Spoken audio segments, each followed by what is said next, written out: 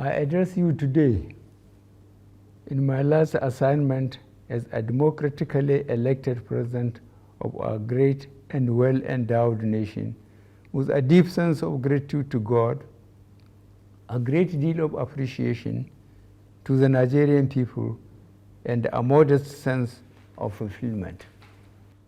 Today, we mark and celebrate another peaceful transition of power from one elected government to another in our steady march to improve and sustain Nigeria's democracy. This year, we witnessed the most keenly contested presidential elections since the First Republic, and this demonstrates that our democracy is getting better and more entrenched with each election. We must, as a nation, improve and sustain gains we made in the electoral process on an incremental basis for Nigeria to take its rightful place among nations. Our democracy provides for, allows, and encourages seeking redress for perceived injustices, enabling some candidates and political parties that do not agree with the results to go to court.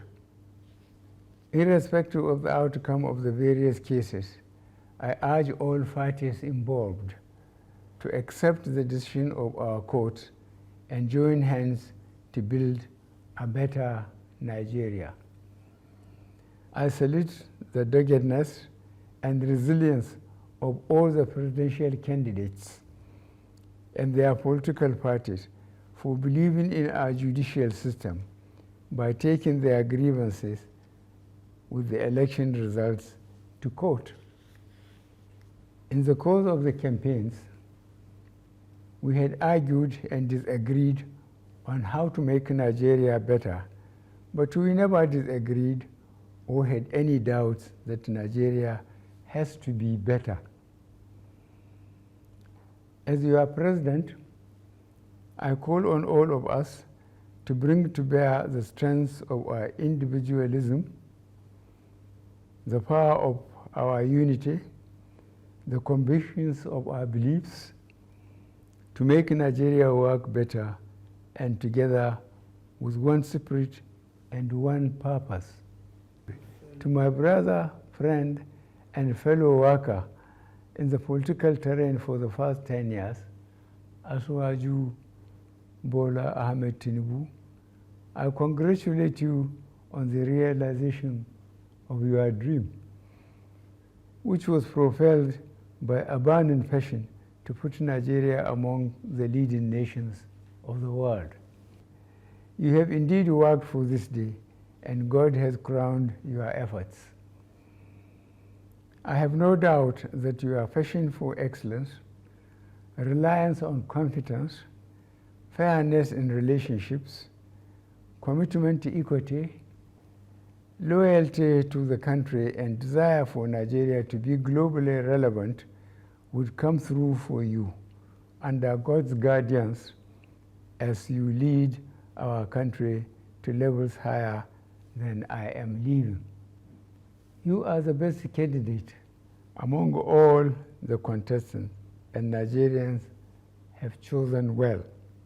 The last 8 years have been an exciting experience in my desire and commitment to see a Nigeria in which public goods and services are available and accessible within a united, peaceful, and secure nation.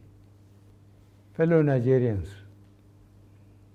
on the strength of your overwhelming support for me and my political party, I started this journey with a great deal of promise and expectation from you. I never intended to be just politically correct, but to do the correct things that will make meaningful impact on the lives of the common Nigerian. This high expectation was not misplaced because, like the ordinary Nigerian, I had grown tired of watching the country progressively moving away from the path of correctness. To ensure that our democracy remains resilient and our elected representatives remain accountable to the people, I am leaving behind an electoral process which guarantees that votes count, results are credible, elections are fair and transparent, and the influence of money in politics reduced to the barest minimum, and Nigerians can elect leaders of their choice. We are already seeing the outcome of this process, as it provided an even playing field where persons without any political godfather or access to money defeated other well-resourced candidates. The Nigerian economy has become more resilient due to the various strategies put in place to ensure that our economy remained afloat during cases of global economic downturns. You would all recall the supply chain disruptions and economic downturn that the world witnessed between 2020 and 2022 as a result of the COVID-19 pandemic. The depthness of our response to the pandemic still remains a global best practice. Furthermore, we increase the ability of the poor and rural Nigerians to earn a living, provide more food for millions in our villages, and gave our women opportunities to earn a living. Young men and women in urban centers were also supported to put their skills into productive use. Our administration also provided an enabling environment for the private sector to engage in businesses for which their return on investment is guaranteed. The private sector proved a strong partner in our drive to build a resilient and sustainable economy, as evidenced by the growing number of turnkey projects in various sectors of the economy. In the course of revamping the economy, we made some difficult choices, most of which yielded the desired results.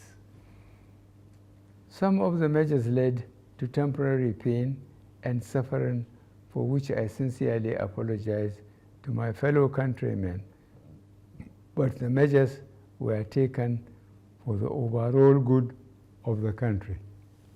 Mindful of the need to ensure adequate infrastructure to drive economic growth, we completed age-long projects and processes, notably among which are the Petroleum Industry Act, completion of some power projects, completion of Second Niger Bridge, and various important roads linking cities and states. Our battle to ensure that all Nigerians live in a safe and secure environment have achieved considerable results. As I complete my term in office, we have been able to reduce the incidences of banditry, terrorism, armed robbery, and other criminal activities considerably. To sustain the gains made so far, I call on all Nigerians to be more vigilant and support the security agencies by ensuring that our values defined by being your brother's keeper govern our actions. Up till now, I still grieve for our children still in captivity, mourn with parents, friends, and relatives of all those that lost loved ones in the days of the senseless brigandage and carnage. For all those under unlawful captivity, our security agencies are working round the clock to secure their release unharmed. Fellow Nigerians, you know how dear the desire in my heart to rid the country of corrupt practices that had consistently diminished our efforts to be a great country. I did pursue this commitment relentlessly, in spite of the expected pushback. I am happy that considerable progress had been made in repatriating huge sums of money back to the country and also taken over properties illegally acquired from our commonwealth. To improve our service delivery, we began the implementation of a number of reforms aimed at producing an efficient, productive, incorruptible, and citizen-oriented federal civil service, and the results are beginning to show.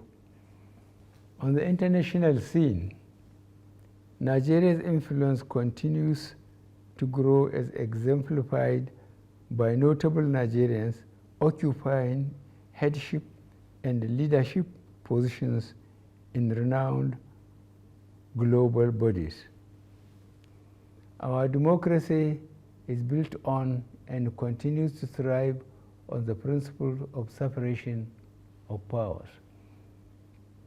The leadership and members of the National Assembly deserve my appreciation for their patriotism, which did not detract from their roles as a check to the executive arm. I also want to use this opportunity to express my appreciation to a good number of Nigerians who provided their support and encouragement to help me navigate the exciting journey in moving Nigeria forward. I cannot and will not forget the millions who prayed for me during my illness in my first term of office. I am constantly praying for you and for Nigeria to thrive in peace. As I retire home to Daura, Katsina State, I feel fulfilled that we have started the Nigerian rebirth by taking the initial critical steps, and I am convinced the incoming administration will quicken the pace of this work to see a Nigeria that fulfills its destiny to be a great nation. I am confident that I am leaving office with Nigeria better in 2023 than in 2015. I thank you all, and may God bless the Federal Republic of Nigeria.